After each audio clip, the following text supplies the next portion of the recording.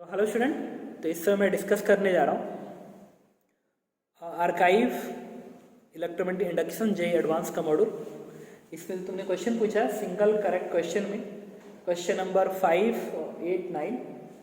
और ये आपको जब मैं वीडियो अपलोड करूँगा तो उसमें भी लगा होगा क्वेश्चन, और नहीं लगा होगा तो आप देख लेना क्वेश्चन प्रीवियस ईयर से। और एसएससी रीजन में क्वेश्चन नंबर 1 है, मल्टी करेक्ट में क्वेश्चन नंबर 12 है। तो हम लोग क्वेश्चन नंबर 5 स्टार्ट करेंगे। देखो क्वेश्चन नंबर 5 कह रहा है कि a short circuited coil is placed in time varying magnetic field. Electric power is dissipated due to the current induced in the coil. If the number of turns were to the quadrupedal and wire radius half, the electric power dissipated would be. Good. 2002 का question है। A short circuited coil is placed in, देखो सबसे बात question तो मुझे भी नहीं समझ में आ रहा, तो तुम्हें करना क्या होगा कि तुम्हें इसमें क्या बनाना है, डायग्राम बनाओगे। कुछ नहीं, डायग्राम बनाना है, और डायग्राम बनाने के बाद दिमाग अपने आप ही क्या होगा, धीरे धीरे खुलेगा। अब मेरा दिमाग क्लोज है तो डायग्राम बनाऊंगा, सोच पाऊंगा तो सोच पाऊंगा, नहीं तुम ही बताना। तो कह रहा है कि शॉर्ट सर्किट कॉइल 2002 का question, short circuit coil in a time varying magnetic field. तो टाइम वैरिंग मैग्नेटिक फील्ड मतलब तो बी टी का फंक्शन है, बी टी का फंक्शन लिख दिया। Good. Electric power is dissipated due to the current induce in the coil. अच्छा, इसमें इलेक्ट्रिक पावर का फॉर्मूला क्या होगा, आई स्क्वायर आर होगा। बस आई निकालेंगे तो आंसर हो जाएगा। अच्छा, आई पता किससे आएगा, अगर मैं इस लूप का में कितना ईएमएफ डेवलप हो रहा है ये निकाल लूं तो करंट आ नहीं जाएगा, ईएमएफ पर रेजिस्टेंस से आ जाएगा ना। तो मेरा टारगेट क्या है कि निकालना इससे कितना ईएमएफ डेवलप होगा। ईएमएफ आता है फ्लक्स से, फ्लक्स निकालोगे, डिफरेंशिएट करोगे, d∅dt आएगा, देन ईएमएफ। तो जो फ्लक्स की वैल्यू है, फ्लक्स की वैल्यू में याद रखो, this flux is magnetic field B time का फंक्शन इनटू ये वाला एरिया। अच्छा, अगर ये रेडियस r है, radius B, this is pi a square, but number of turn n है, ऐसे n टर्न है ना, नंबर ऑफ टर्न n है, तो फ्लक्स क्या होगा, मैग्नेटिक फील्ड इनटू एक का एरिया, एक लूप का, और n लूप है, n मल्टीप्लाई ईएमएफ किससे आएगा, इस फंक्शन को डिफरेंशिएट करो, d∅dt ये बनेगा पाई a स्क्वायर n और d, इसका इस फंक्शन का differentiation, let's this is b dash t, differentiation b dash t, this is EMF. And what will be the current? The current will be equal to I बराबर total resistance divide कर total resistance. अच्छा, इसमें थोड़ा सा question फिर read करते हैं। कह रहा है कि electric power dissipated in the current induce in the coil if the number of turn were to be quadrupled and wire radius half. Number of turns को बढ़ा दे रहा है, और जो भी कर रहा है घट रहा है बढ़ा रहा है, अभी तो इंग्लिश तुमसे समझूंगा, रेडियस आधा कर दिया, ठीक है। अच्छा, अगर इसमें ऐसे बहुत सारे टर्म्स हैं तो रेजिस्टेंस पर लेंथ को मैं लैम्डा मान लूं, रेजिस्टेंस पर लेंथ लैम्डा मान, तो करंट क्या आएगा, net EMF upon net resistance ना। तो नेट रेजिस्टेंस क्या होगा, करंट पर लेंथ मल्टीप्लाई बाय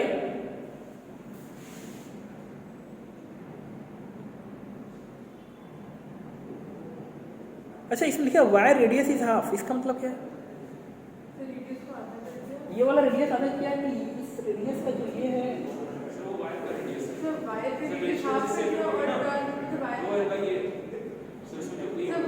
ये को आधा किया। अच्छा, ये वायर होगा, इस वायर का तो ये वाला ये विथ रेडियस हो सकता है, ये आधा किया। अच्छा, तो फिर रेजिस्टिविटी क्या रखना पड़ेगा, तो रेजिस्टेंस पर रो एल अपॉन ए होता है ना फॉर्मूला, रो एल अपॉन ए, तो रो एल ये नंबर ऑफ टर्न बनेगा, please equal row l upon a formula होता है ना, तो एल क्या बनेगा, ये पूरा लेंथ ये बनेगा 2 pi a multiply by n, 2 pi n multiply ना by 2 pi r into number of turn n, divide by a ना, rho l upon a is the area of this cross section area, ये वाला। तो ये अगर इसका radius मैं बोलूं स्मॉल आर है, इस वायर का रेडियस स्मॉल आर है, तो बनेगा pi into small R, this the current, got it, okay. अच्छा ये बताओ, और वैसे भी इसको ना पता है, एक और देखो, ये करंट आ गया, पावर क्या होगा, पावर होगा इसका square, look at green board, formula होगा आई स्क्वायर आर, ये हो गया आई स्क्वायर इंटू आर लगाओगे ना, तो जब आर लगाओगे तो आर तो यही है, नीचे वाला आर है ना, इसका मतलब कि जब ये स्क्वायरिंग लगेगी पावर के लिए तो इस पे बनेगा स्क्वायर, इस पे बनेगा स्क्वायर, और नीचे वाला जो स्क्वायर है ना वो इस आर के साथ में कट जाएगा, गॉट इट। ये बन गया फॉर्मूला। अब देखो इसमें क्या क्या टर्म्स आ रहे हैं, जो कांस्टेंट है उसको अलग करो, उन्होंने चेंज किस पे लगाया है, उन्होंने चेंज लगाया कि अच्छा क्वाड्रप्टल का मतलब क्या होता है, 4 गुना या 1/4, 4 गुना क्वाड्रप्टल, मतलब नंबर ऑफ टर्म जो आ रहा है फाइनल एन वो इनिशियल एन का 4 गुना कर दिया, और रेडियस को क्या कर रहा है, हाफ कर दिया, मतलब जो R2 आएगा, R2 वो R का हाफ होगा, उन्होंने ये कह रखा है। चलो बाकी जो कांस्टेंट है उस पर बात करते हैं। पाई कांस्टेंट है, हटा दो, एन, अच्छा एन का टर्म यहाँ पे एन स्क्वायर रहेगा, अच्छा बी डैश बी की कांस्टेंट आएगा, 2 पाई कांस्टेंट, रो कांस्टेंट, पाई कांस्टेंट, ए, अच्छा ये जो ए है ये भी एक कांस्टेंट से डील होगा, ये भी हटा दो यहाँ से, ये भी हटा दो, ये कांस्टेंट है। बाकी वेरिएबल के टर्म में एन पड़ा हुआ है, एक वाला आर, एक वाला एन पड़ा हुआ है, मतलब एक नया कांस्टेंट सी लगाओ, यहाँ से बनेगा एन स्क्वायर, एक एन को कट करेगा बनेगा एन, और ये आर स्क्वायर ना, ये ऊपर जाएगा बन जाएगा r square, this is the power ना, and remaining term is constant c. अब बताओ एन को क्या किया, 4 गुना कर दिया, आर को क्या कर दिया, हाफ कर दिया, तो अगर इसको 4 गुना करोगे, लेट्स एन के लिखो क्या 4n, और आर को क्या लिखोगे r/2 का स्क्वायर करोगे, ये 2 से 4 कट जाएगा ना, this means there is no change, it's answer will be the same, इसका मतलब final power of this loop will be same as initial, its answer is B part, answer is same, got it। तो मैंने क्या किया, repeat कर रहा हूँ, 2002 का सिंगल करंट क्वेश्चन था, मैंने इसके में क्या किया, सबसे पहले यूएफ निकाला, उससे करंट निकाला, करंट से पावर निकाल लिया, और फिर पावर को वेरिएशन चेक कर लिया इसके हिसाब से, got it, okay. Question number, इसके बाद है, आपने पूछा था क्वेश्चन नंबर 8, मैं आर्काइव डिस्कस कर रहा हूँ। क्वेश्चन नंबर 8 है, the 2 circular coil can be arrange in any of the 3 situations on 2001 का question, the mutual inductance will B, किस में ज्यादा किस में कम।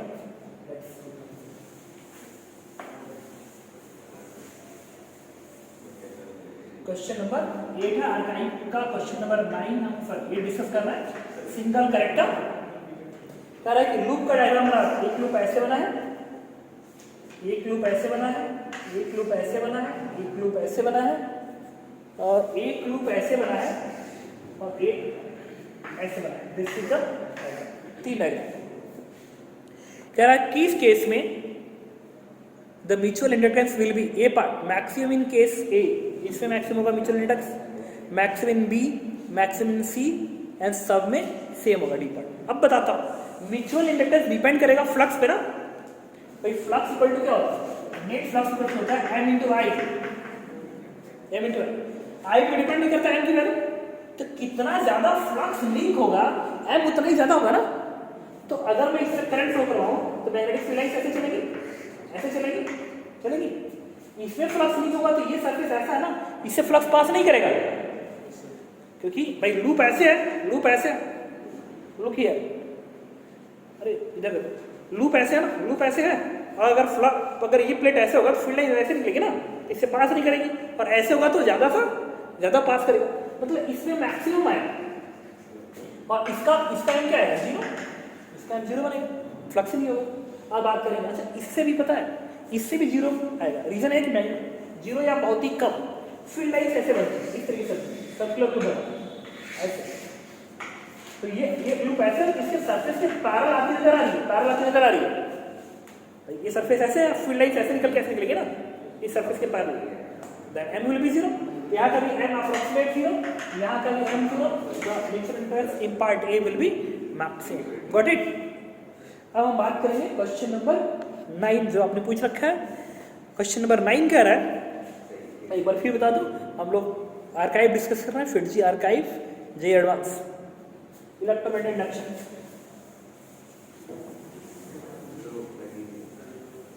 क्वेश्चन नंबर 9 कह रहा है कि a coil wire having the inductance and resistance as the conducting ring placed coaxially within it। मैं रिपीट कर सकूँ, क्लास में बातें नहीं करना है, मैं कर चुका, रिकॉर्ड कर रहा हूँ। A coil of wire having an inductance and resistance as the conducting ring placed coaxially within it। A coil wire having inductance and resistance has a conducting ring placed, इस तरीके से। A coil of wire having inductance and resistance has conducting ring placed within it। ये ring है और इस coil में क्या है, इंडक्टेंस भी है और इंडक्टेंस भी और रेजिस्टेंस भी। The coil is connected to the battery at t=0 so that time dependence current start flowing through the coil। इसको एक बैटरी से तुमने अटैच कर दिया, इसके वजह से इसमें टाइम वैरिंग करंट फ्लो होना शुरू हो गया। This is I1t। I1t हम लोग 2000 का क्वेश्चन डिस्कस कर रहे हैं। If I2t the current induce in the ring, इस रिंग में जो करंट है वो I2 इंड्यूस हो रहा है, and Bt the magnetic field at the axis of coil due to I1t। यहाँ पे जो मैग्नेटिक फील्ड है वो Bt है, this is because of this I1t। There is some function of time t is greater than 0 produce I2t and Bt। Product कर, अब तो बात करना है इसके प्रोडक्ट I2t और Bt का जो मल्टीप्लिकेशन है इस पे क्या असर पड़ता है, सुनो। तो एक बार फिर रिपीट कर रहा हूँ, ये जो बाहर वाला कॉइल है इसका इंडक्टेंस है, रेजिस्टेंस है, उसमें टाइम वैरिंग करंट I1t चल रहा है। ये जो रिंग है इसमें करंट I2t इंड्यूस हो रहा है। तो क्वेश्चन में कह रहा है कि ये करंट और इसके मैग्नेटिक फील्ड का प्रोडक्ट जो है वो टाइम के साथ कैसे वैरी करे। सुनो, time dependence I1 start flowing through the coil, the coil by t/0 so that time dependence t/0 पे बैटरी लगाया हूँ, इससे करंट सपोज करो इंक्रीज कर रहा है, एक बात करो ऐसा, अगर ये इंक्रीज कर रहा है तो इसके सेंटर में जो फील्ड आएगा ना, फील्ड बी, वो बनेगा, ये है इसका रेडियस मान लो ए है, तो ये फील्ड बनेगा μ0 I1 divide by 2। Magnetic field is μ0 I1 divide by 2, μ0 I1 divide by 2 ये फील्ड आ गया। अब मुझे पता करना I2 की वैल्यू, इसके लिए मुझे इसका फ्लक्स निकालना होगा। इसका फ्लक्स होगा this is magnetic field B μ0 I1 divide by 2a multiply by ये वाला एरिया, इसका रेडियस मान लो b है, तो बनेगा पाई b स्क्वायर, फ्लक्स बनेगा। डिफरेंशिएट करोगे तो ये में फायदा, तो ये डिफरेंशिएट करोगे तो बनेगा I1 डैश बन जाएगा, I1 डैश बन जाएगा डिफरेंशिएट करोगे तो ये आ जाएगा EMF। तो करंट किसमें है, I2 जो करंट बनेगा इस पार्ट के रेजिस्टेंस से डिवाइड करना होगा, इसके रेजिस्टेंस से, तो रेजिस्टेंस है कैपिटल R से डिवाइड करो। मल्टीपल किसका कर रहा है I2t, इसको इससे मल्टीप्लाई करेंगे, तो इसको जब इससे मल्टीप्लाई करोगे तो पूरी वैल्यू आएगी μ0, ये μ0 का स्क्वायर आ गया, पाई कांस्टेंट है बाहर निकाल लो, b स्क्वायर अपान 2ar बाहर निकाल लो, I1 डैश इंटू I1 बनेगा और ये मल्टीप्लाई करके इसको 4a का स्क्वायर बना। अब मुझे चेक करना है कि इसका मल्टीपल पे क्या असर पड़ेगा। I1 मतलब ये वाला करंट, I1 डैश इसका, अब ये चीज हमें समझना पड़ेगा, ठीक है। देखो अब हमें वैल्यू चेक करनी पड़ेगी। अच्छा, इसमें क्या है कि इंडक्टेंस और रेजिस्टेंस है, तो ग्राफ ड्रॉ करो ना। Growth in inductor circuit I1 है ना, ये ग्राफ ऐसे बना था, याद करो, ग्रोथ इन इंडक्टर सर्किट ऐसे बना था और स्टेडी स्टेट चेक अटेंड किया था। मुझे बताओ टाइम के साथ I1 इंक्रीज कर रहा है, I1 टाइम के साथ इंक्रीज कर रहा है, I1 डैश इसका स्लोप बन गया ना, इसका स्लोप तो धीरे धीरे घट रहा है, स्लोप धीरे धीरे घट रहा है ना। इसका मतलब पता है क्या, एक और बात है, जब ये इनफाइनाइट करेगा तो स्लोप हो जाएगा 0, ये पूरी वैल्यू हो जाएगी 0, तो बाद में तो 0 हो जाएगी। लेकिन शुरू में I1 कितना है 0, शुरू में I1 है 0,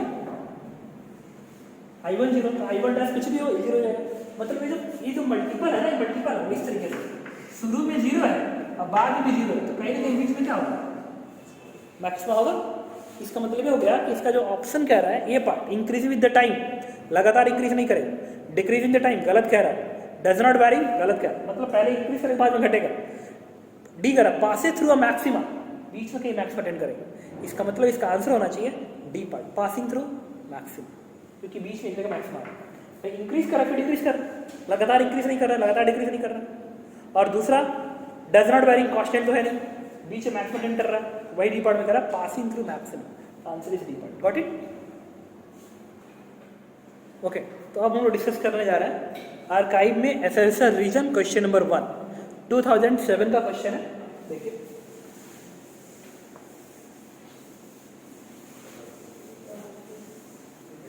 2007 का क्वेश्चन है, एसेंशियल रीजन। ये कह रहा है,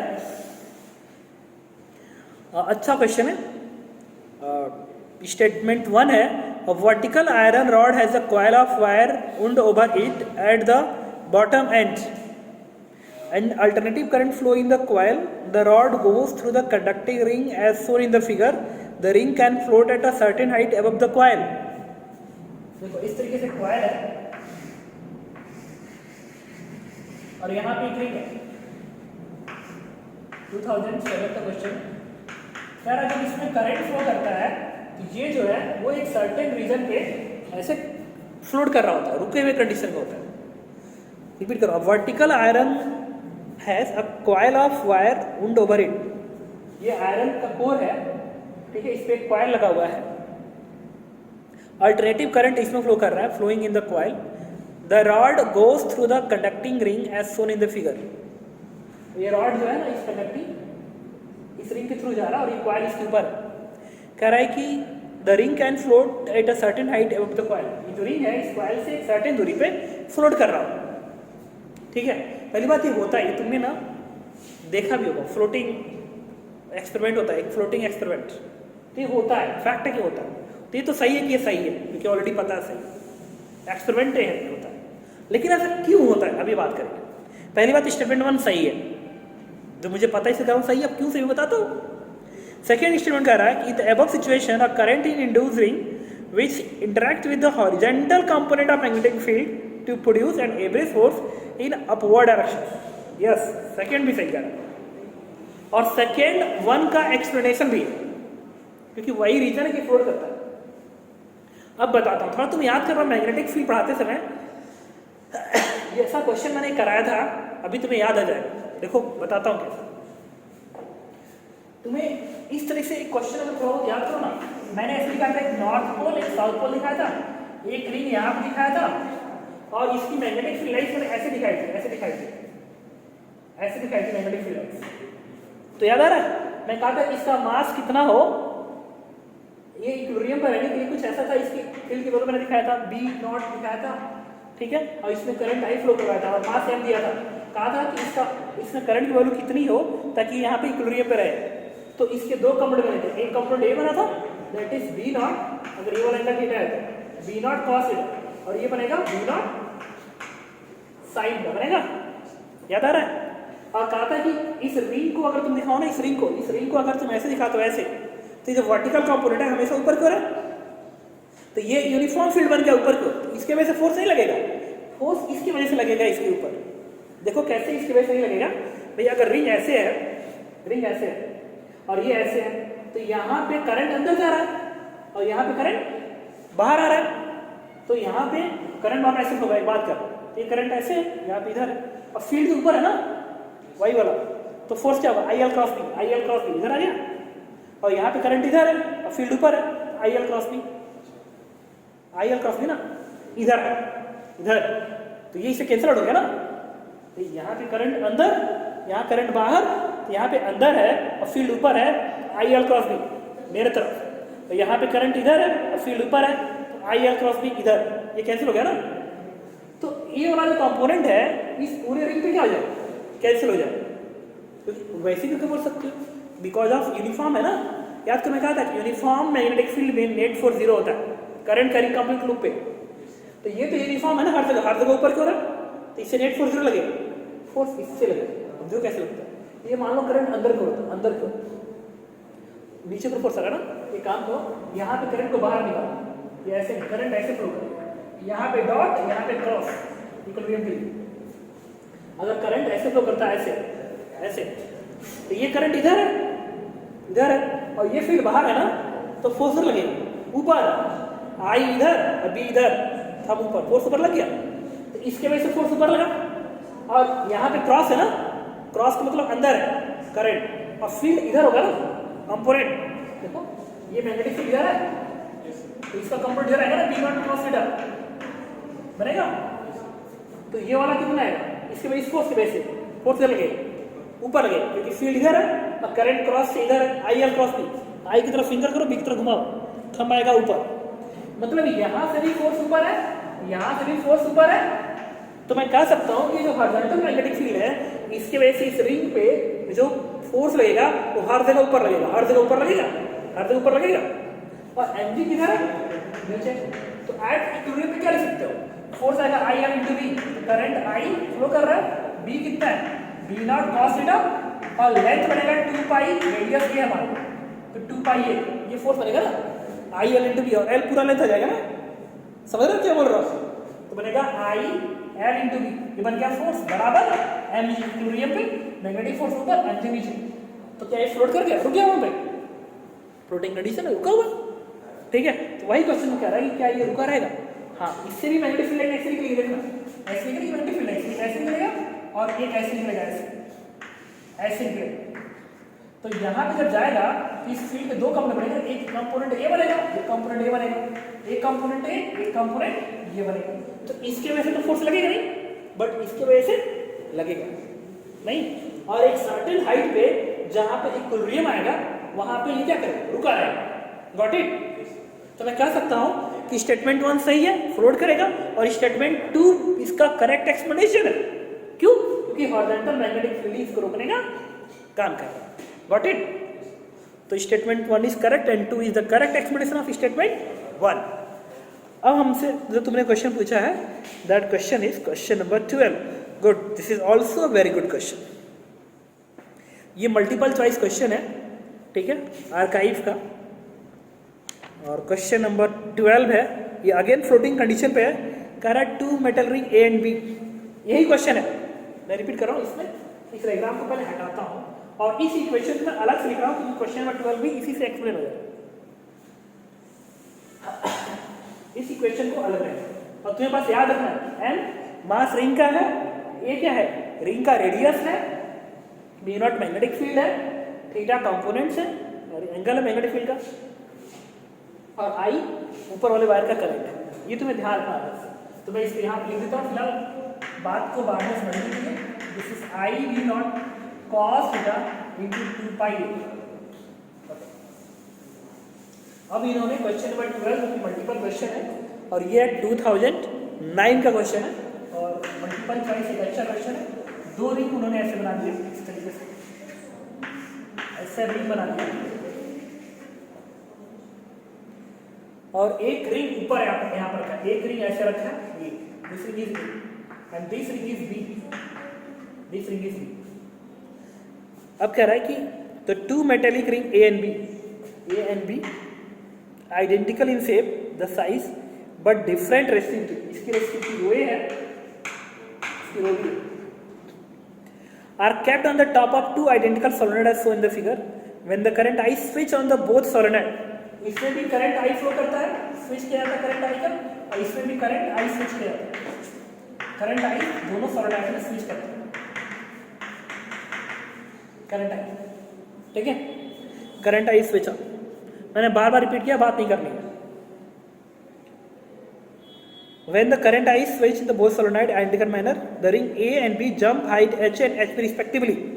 ये हाइट h दूरी जंप करता है और ये हाइट h भी दूरी जंप करता है,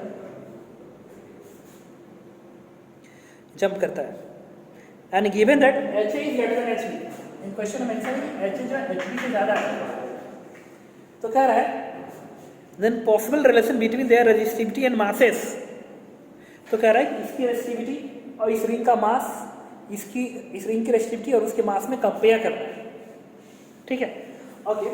तो मुझे बताओ, अगर ये आइडेंटिकल सोलेनॉइड है तो यहाँ पे जो मैग्नेटिक फील्ड आएगा V नॉट क्रॉस होगा, भाई फोर्स ए बनेगा ना, force is this one, force A बनेगा. हालांकि इसमें अचानक से करंट फ्लो करवाओगे ना, अच्छा बेसिकली क्या होगा, जैसे करंट फ्लो करवाओगे इसमें अचानक से फ्लक्स चेंज करेगा, अचानक से फ्लक्स चेंज करेगा तो इसमें जो करंट आएगा dt इंटरवल में इनफाइनाइट करंट आ जाएगा.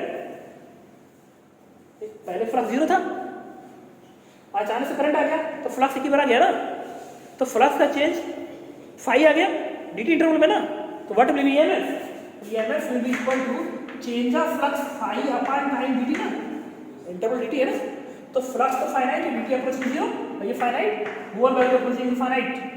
Got it. तो पूरी वैल्यू अगर इनफाइनाइट अप्रोच करती है तो अगर EMF इनफाइनाइट आ गया तो इसमें करंट भी तो इनफाइनाइट आएगा.